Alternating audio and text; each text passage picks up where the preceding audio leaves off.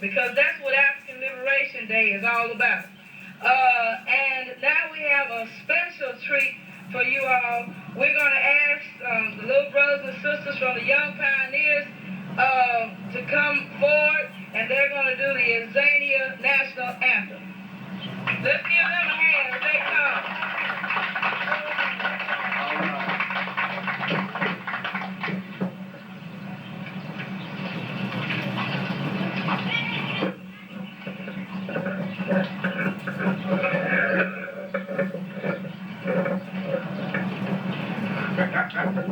Let's give them another hand.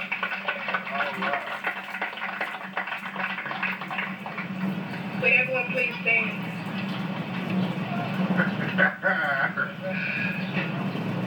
How to the people stop that?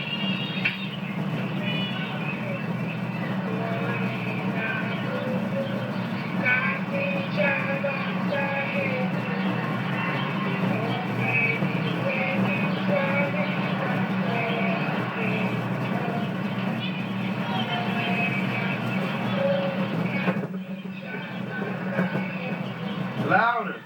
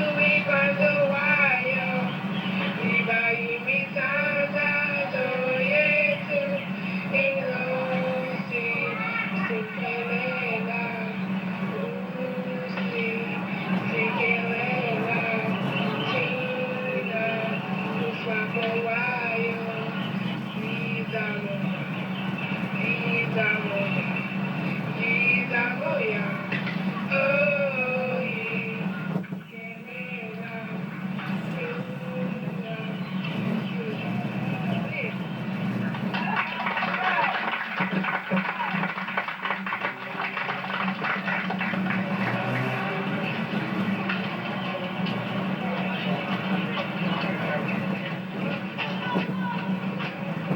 give these young Africans another hand.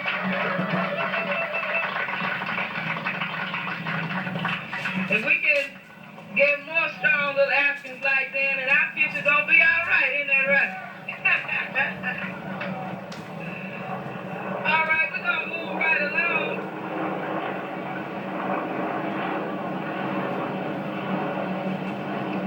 Before we go further into our program, and you'll hear this again throughout, the reason that we are here is African Liberation Day. And I'm going to briefly tell you a little bit about African Liberation Day. First of all, here in Jackson, African Liberation Day is organized by a coalition of organizations in the Jackson area. The African Liberation Day has been a celebration of the All-African People's Revolutionary Party, and it was founded 32 years ago, on April 15, 1958, by Kwame Nkrumah during the first Conference of Independent States. This conference, attended by independent African states, declared April 15 African Freedom Day. With the formation of the Organization of African Unity, OAU, on May 25, 1963, the founding members of the OAU proclaimed May 25th as African Liberation Day. African Liberation Day is a day to mark the onward progress of the liberation movement and to symbolize the determination of the peoples of Africa to free themselves from foreign and class exploitation. Because we as Africans realize that until Africa is free, none of us is free. There's no difference between Africans born in America and Africans born on a continent. We're all the same people. If we look in the mirror, we all look alike. We're all the same people. We're all Africans. And no matter how much time has gone by between our being stolen from Africa, we are still Africans. You can take us out of this country, but you can't take the country out of us. You see it in our hair, in our customs, our traditions. I mean, it's just everywhere, and there's nowhere to escape. Kwame said, well, even when you put those straighteners in your hair, Mother Africa soon come back, boy. You got to run get them kills again to get it back straight. So we realize who we are today, and that Africa is primary and should be primary in our lives.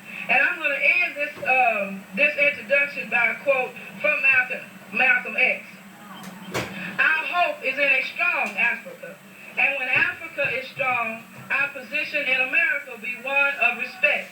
But if Africa is weak, we will never be in a position of respect in America. They used to say that one doesn't have a Chinaman's chance, but they don't say that anymore. They used that expression back when China was weak. But now that Mao Zedong has been successful in making China a strong country, the Chinese have more of a chance than anybody else. This saying has become outdated. But just as it took a strong China to give the Chinese person respect wherever that Chinese person is found on the face of the earth, when we get a strong Africa, the person of African origin or African ancestry will be respected any place on this earth, even in America. But he will not be respected in America until Africa is strong. Just as the Chinese wasn't respected abroad until China became strong. So we have to realize where our roots are. We have to realize that we do have a duty to Africa and to raise her name and fight for the freedom of Africans all over the world.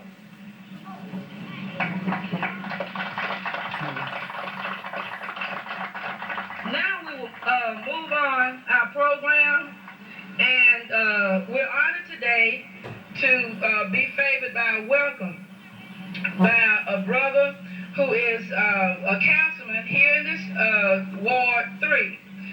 His name is Brother Kenneth Stokes, and we'll ask him to come forward in his own way.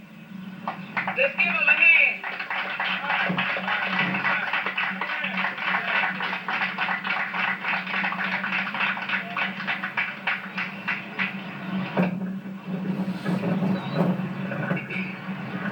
I want to say good afternoon, brothers and sisters. All right. Whenever you think about coming on Dr. Martin Luther King Jr. Drive, there's no question that there's a red carpet out for you.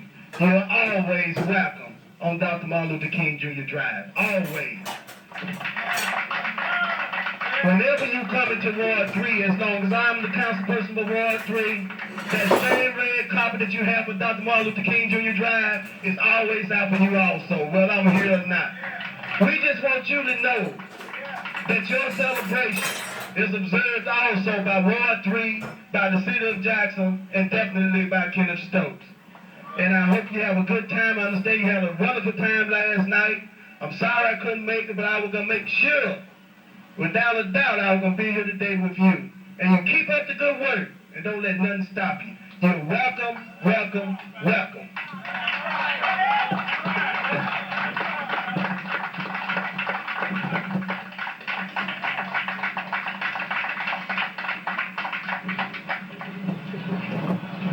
Let's give our brother a big hand for that welcome. You know, it's something special when you have one of your own that you can look at and look up to and see how he has progressed and how he is trying to do something for our people. We need more people to step forward like that. We're here in this community among friends and family, and it feels good to look around and see all the beautiful African people out here today. Let's just give ourselves a hand.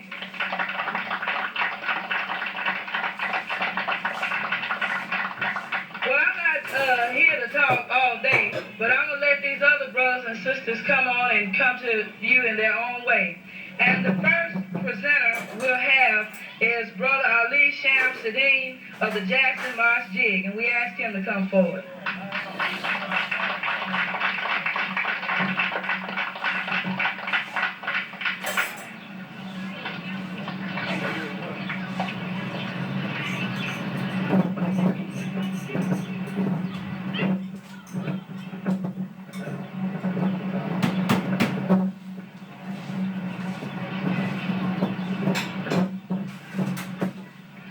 Bismillahirrahmanirrahim.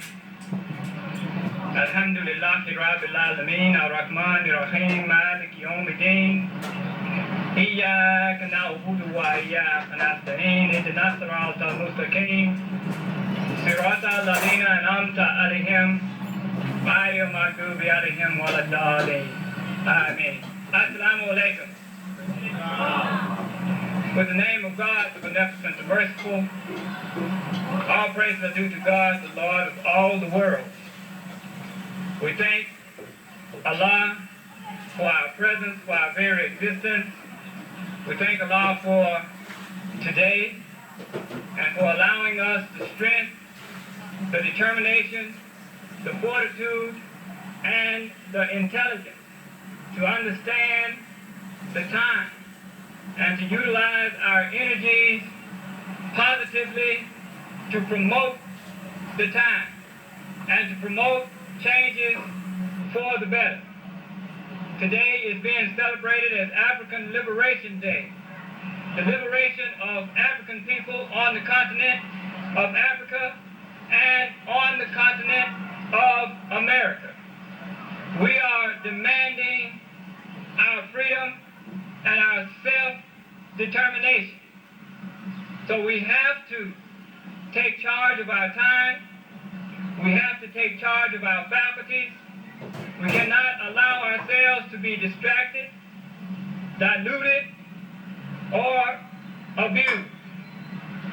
And I'd like to thank you for giving me an opportunity today to say a few words to you coming from the Islamic perspective and to help us to understand that that perspective is rooted in our heritage, is rooted in our very being, is rooted in the development of the human being. Because we talk about so many ways in which we're trying to gain our freedom, which we will do, we will be free. That's right. And we talk about so many methods in which we'll utilize so many systems and how we'll distribute the resources and how the resources will be controlled.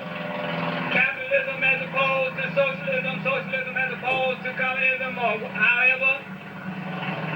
But we should not forget at any time, at no time, should we not be concerned about our ultimate human development. That thing that was put in you, that development, that desire, that drive that was put in you, that makes you realize that there's something bigger than me, that there's a larger goal than just whether or not I'll eat today, or whether or not I'll be able to buy some Nikes for my kids. There's a larger goal than whether or not I'll be able to get this 2-story house or the type of car that my neighbor drives. There's a larger goal. And that goal, that nature was put in you. And until you satisfy that nature, until you move toward that nature, you'll be malcontent. You'll be discontent. And you'll find that you'll feel that something is missing in your being. You'll find that I'm driving the car that I thought that I wanted, and something is missing. You'll find that I'm living in the house that I thought that I wanted to live in, and something is missing. My kids have every pair of tennis shoes that they make, every pair of slacks that Jordan makes, and something is missing. So until we find the direction, until we are directed towards the ultimate goal, then we will fall short. It's something we must remember, that there's a reason why our people were so loving and so giving and so open when the Caucasian came to our continent in Africa, and he found our people living in grass huts. And he said, well, why is this? And they send their anthropologists out, their PhDs out, and they looked and they studied the people. And they said, well, they live in grass huts because it's easy to make, and they can carry this material lightly. But you know, none of them ever look deeply into the situation and say, well, I know that I live in New York, and I have bars on my window, and my house is made out of brick, and it ain't just because I want to keep the elements out, it's because I want to keep the criminals out. See, this is why their houses are made like this. But in Africa, our people lived in flimsy houses because they weren't worried about their neighbors. They lived in a hut that didn't even have a door because they didn't have to worry about somebody kicking the door down. These are the things that anthropologists don't turn our attention to help us see the development, the true development of a people. What makes people develop in this manner? When people get to the point that they realize, I am concerned about my neighbors, I am concerned about not just myself, I am concerned about the community.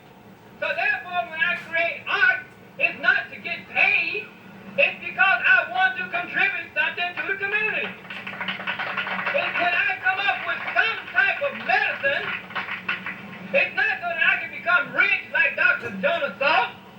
It's so that I can contribute something to the community. That is the spiritual attitude that they found in our people when they stole us from the continent. Do you realize our people were so spiritually in tune that if they had just gone over there and asked them, look, brother, we're having problems over here in America. Can you come and help us? We would have got on the ship by ourselves. That is the type of attitude, we a helping attitude.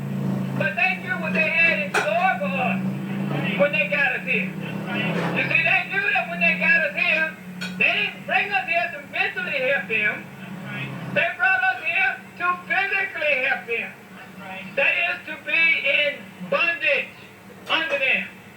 And that is to wipe from us all of our memory of our ancestral past.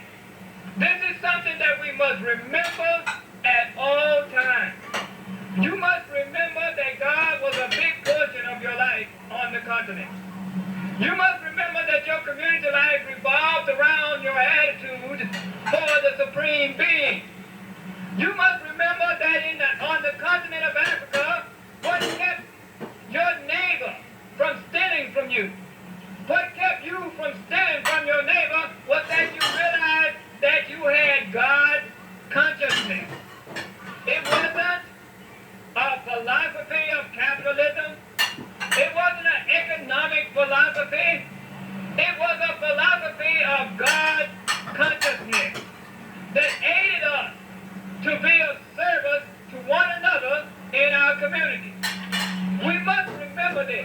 we must realize that when they brought our people from Africa, they didn't bring them directly from Africa and bring them to America. This is why you have South America, Brazil, that's 90-some% African, because it was a stop-off point between America and Africa and America. This is why you have the islands of Haiti and Jamaica and Barbados, which are 99% African, because they stopped off in these places before they brought the slaves to America. Why did they stop in these places? Because these places were breeding grounds. Listen now. These places were breeding grounds. These places were where they brought the boatloads of African men and women and bred them together. And the ones that they bred together never made it to America. Do you understand that? They never made it to America. Only their offspring were shipped to America. The offspring having no understanding of where they come from, no understanding of what they were supposed to be in this life, were brought to America. You are the products of those offspring that came here with no understanding of their background and their history. We are the product of that. This is why we don't know how to look back, because no one never showed us how to look back. This is why we didn't know what we were supposed to grow into be as a human being. This is why we think that the Constitution gives us our rights. Do you understand that?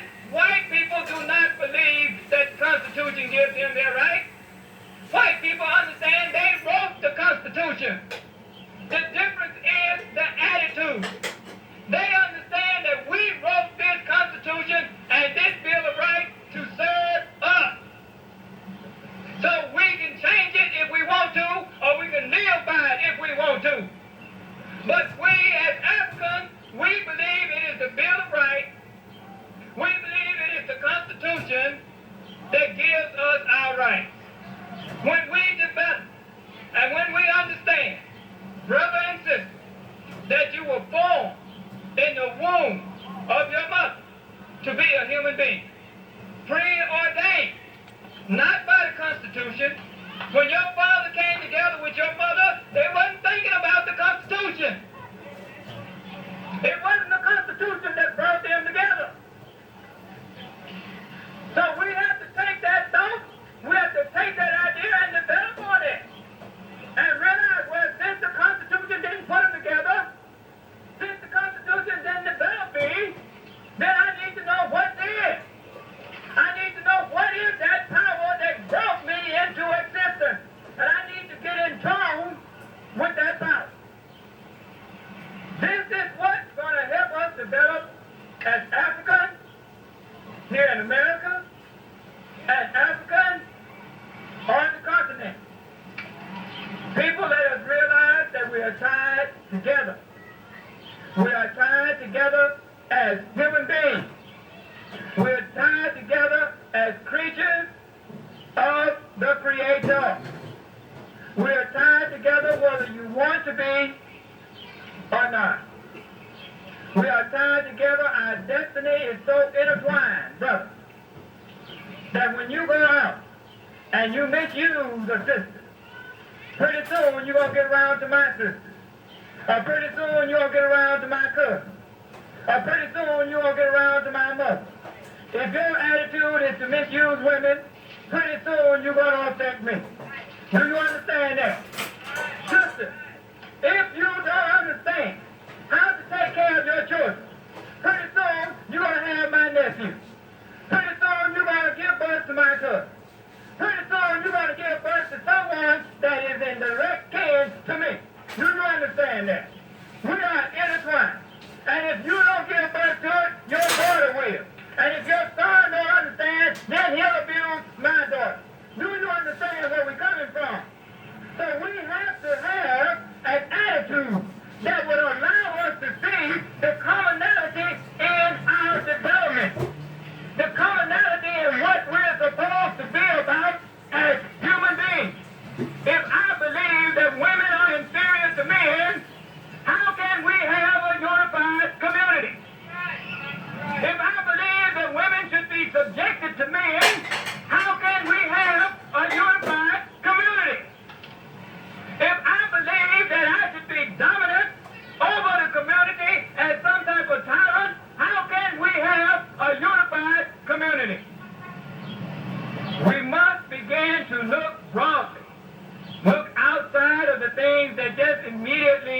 us.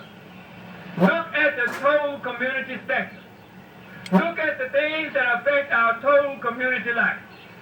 You know, there was an incident in Kennesaw Ward just recently where a young brother, black man, was shot down in this community by the police.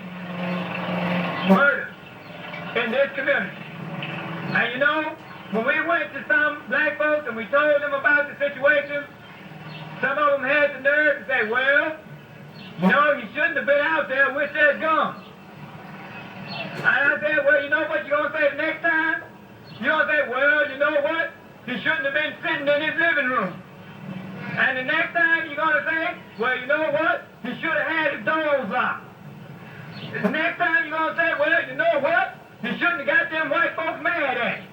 We keep backing up and backing up and backing up. When has it been against the law to own a gun?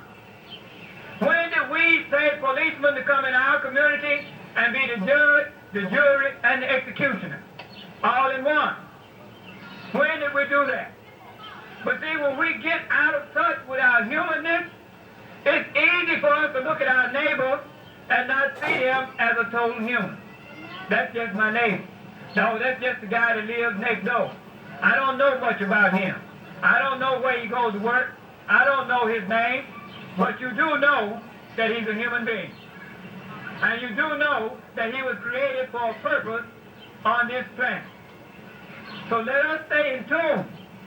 Let us stay in tune with the Creator that put us here, with the Creator that is going to bring us our freedom, with the Creator that is going to bring us the unity and togetherness that He created the human being for. You know, it's a pleasure to see our people standing up. You people are going to make a difference. You people are going to make a difference. Whether you believe it or not, there are 10 people listening to you every time you speak. You may not be up here on this podium. You may be somewhere else. But every time you speak, 10 people listen to you, and they are influenced by you. So don't let the politicians, the Caucasians, deceive you. They come in our communities when they're ready for us to elect them, and then once they get in office, they say black folks don't vote. Well, who put them in office? You still have black folks who say black folks don't vote. Well, do you think white folks put all these black folks in office? Who put them there? You have black folks, when they get in office, and they're trying to move to a bigger position or a higher position, they start thinking about how good they look to white folks. 99% of the people who voted for them are black. And they're trying to satisfy the 1% of the white folks that they want to appease. I had a community meeting, and I called the brother's name.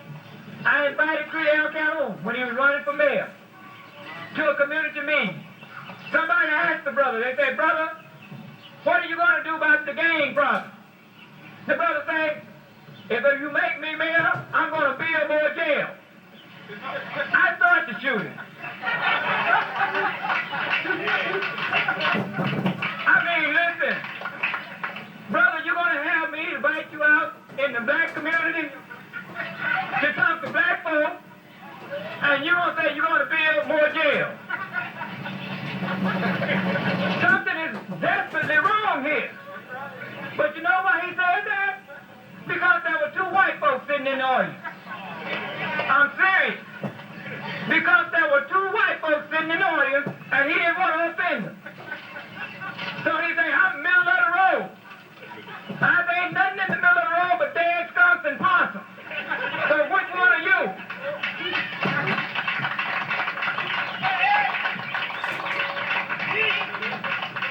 You know, it's time to make a stand, brother.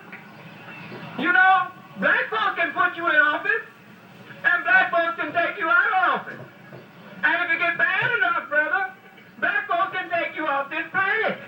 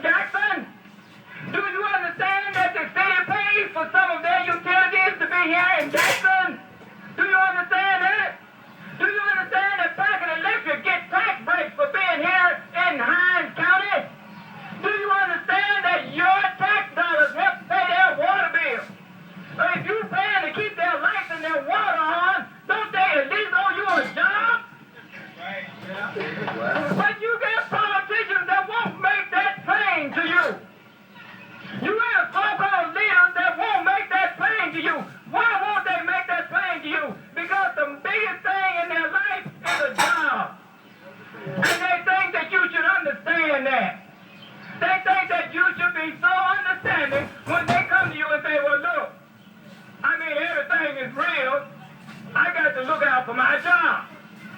I need to say what we need to say. Nigger, you need to look out for your life.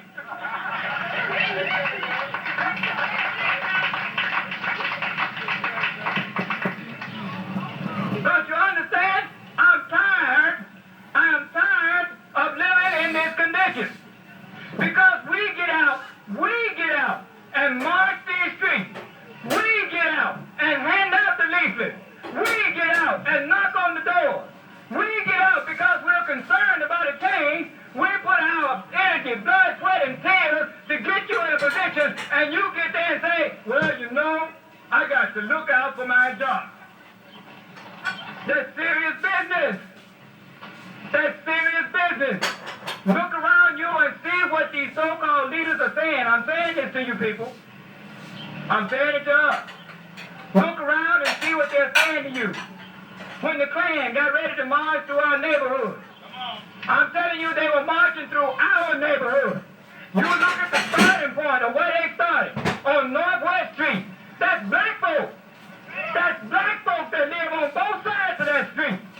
And you had, that was the starting point for the Klan march. And here you had some shuffling nigger telling you to stay at home, don't go out and watch them. And if you stayed at home, you still were going to see them.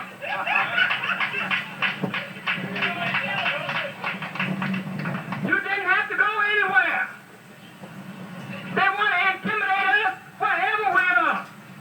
But do you understand when we ran them from downtown? When we ran them from downtown, and they don't like to say that, but I'm saying it to you now, we ran them from downtown. When we come back from down to the march, all those young children had their chests out. All those young children were standing out in the yard waving and dancing and singing because they saw their mamas and daddies run these fools out of their community. Before the Klan march, we had children asking us, Mama, Daddy, are we going to have to move? You want to let the Klan get me? What we going to do? I tell you what I'm going to do. I'm going to be down there to meet them. I'm going to be down there, and you were there too. And you made a gigantic impact. And although right now, they're on Councilman Kenny Stokes' butt about it, they're trying to put me in jail about it, but I'm glad we were there. I'm glad we were there. And people keep standing up. And when you tune yourself to a higher power, when you tune yourself to the Creator, and when you say, look, I'm going to have my freedom, I'm going to be self-determined, or I'm going to die trying. But y'all want you to remember this. Time is out. Time is out for that situation where I'm going to let you beat me over the head and ball up in a knot. Time is out for that situation where you're going to slap me and I'm going to go to crime. I'm going to try to kill you, whatever. I'm going to die. If I have to die trying, I might kill you in the process. Do you understand? And when I die trying, it's because 3 or 4 of you died ahead of me. And you were fortunate enough to get to me before I got to 3 or 4 more. That's the attitude that we have. This is the attitude that we're teaching our children. Look, don't you lay down for nobody. Look, you are a human being. George Washington didn't make you a human being. Abraham Lincoln didn't make you a person. God made you who you were. And until you see God come down in front of you and tell you you ain't no human being, then you walk over anybody who tells you that you're not. Right. God is not a white man. We want you to know that. See, some of us get confused. White folks come before us and we think we're looking at Jesus. Now, I'm not trying to be funny now. I'm trying to be factual. I'm trying to be factual. Do you realize, brother, if your life was in jeopardy and you staring down the barrel of your gun and that white man just happened to look like that picture hanging on your wall, what would you do? Think about that. If it was a life and death situation, and it was you or him, and your mind is telling you, I can't shoot Jesus.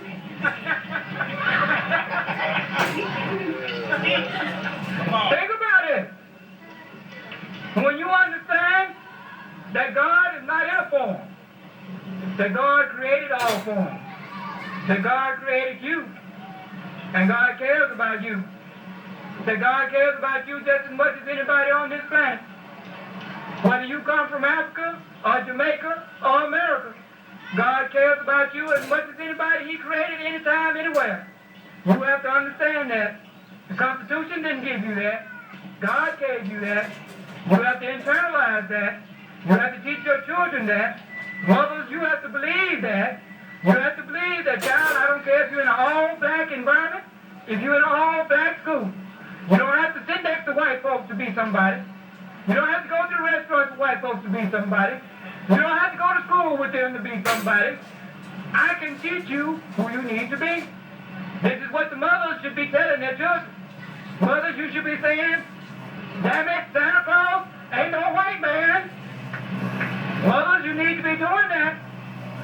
Mothers, you need to be training your children's eyes towards their father, towards a male image. And you were saying, look, I know you like Michael Jordan. Michael Jordan, I can jump 10 feet up high on the basketball court, but your father don't have to jump for 2 inches to get out this bed and go to work, and I'm glad of that.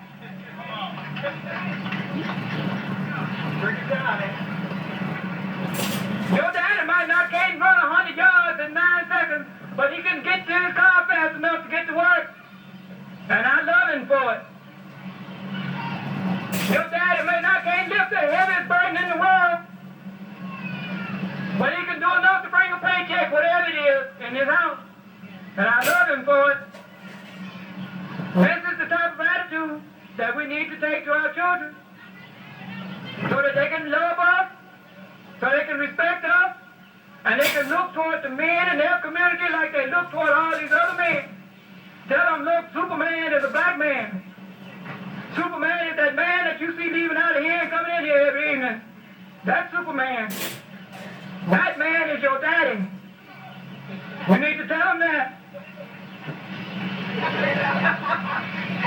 It's serious. We have our children running around worshiping everybody but us. Everybody but who they supposed to worship. No, Wonder Woman is your mama. You want to see Wonder Woman go in the kitchen, she's standing in there. That's what Wonder Woman is. Wonder Woman just showed you how to make your bed. That's Wonder Woman. Wonder Woman just fanned your behind because you needed it. That was Wonder Woman. You want to see the heroes? They're living in your house. You want to see the people that's going to make a change? That's you. You want to understand why things going to get different? It's because of you. It's because you, people like you who took the time on a day like today, a bright sunny day like today, to come out here and say, I want to show people that I want to do something for my mind. That I want to show people that I want to take the effort to do what's necessary. You know, as El Malik said, and it's very powerful, when you look a person straight in the eye, look them straight in the eye, as we did when we confronted Cain Ditto. We walked in his office and said, look, and I started to call his mother something other, but I didn't. I said, look, why are you sitting there folk out there with guns? I wasn't armed. Right. So when we get to the point that we can look white folks in the eye and say, look, you're going to deal with me. And I know you realize what it takes to have your freedom. You know what it takes to have your freedom. And I want you to realize I'll do the same thing for mine. Right. So all you beautiful Africans, remember, stay in tune to your Creator. Stay in tune to your Creator. Your Creator created socialism. Your Creator created economics. Your Creator created money. Your Creator created this world. Stay in tune to your Creator. And let us move forward together, never backwards. Assalamu alaikum.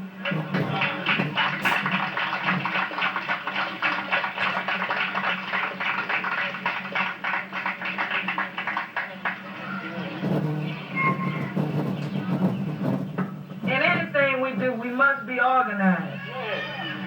Organization implies an ongoing struggle toward one common goal. If there's a forest fire, and we have several fires around, and there's a fire over here, we run over here and spend our energy over here, then there's another one, we look like our energy will be just wasted, putting out little fires. But organization can take care of all of that because it prepares for the problems that will come. It's something that we foresee problems, and we organize to take care of those problems. We need to be members of an organization. That's the only hope that we have as a people. Organizing around Africa, because Africa is ours. It was given to us by a divine creator, and we need to tell the world that we're here to claim it back. This is African Liberation Day. It's a day for us to raise Africa, raise our consciousness about Africa, fall more in love with Africa, therefore fall in love with ourselves, and we'll treat each other better. We're going to move on with our program now, and we have a brother from the Black Consciousness Movement. The Black Consciousness Movement grew out of the South African Student Organization, organized by Stephen Biko in Tanzania, South Africa. We're privileged to have this brother here today, and if he would come forth now, and we want to raise our hands and say, Africa, long live Africa, long live Africa, long live Africa, long live Africa. Matoli Kofi. I put you all gathered here today in the mighty name that binds us all. I put in the name of the oppressed people of Africa, scattered all over the world today. I hope that I shall not be any sort of bottom to you, but inspire you this afternoon. The plight of the oppressed people throughout the world is in their own hands, and we may no longer look further to anyone to save us but ourselves. That is why, therefore, such occasions shall remain very much important, regardless of people who attend such meetings. We should take pride that we have come here today, few as you are, to come and think about our own plight and deliberate and evaluate our convictions. And if we need to make some changes in our own outlooks, if things don't seem to work out as we have planned them, if our own outlook and analysis no longer hold water, it is never late to make a change and reevaluate your own position. I suppose everyone is about liberation, and we do so in different ways. Today I've been asked to come and talk to you, and I'm pleased to have been invited here, and I'm happy that you are here today to share with me both the delights and the sorrows of the struggles that have been fought before us and have been denied. From the time of Leader Kwame Nkrumah to the recent times of Samuel Jomo in Namibia, we have seen struggles waged and struggles again denied. Every leader has come before us in the name of the oppressed people, and most of them have risen to glory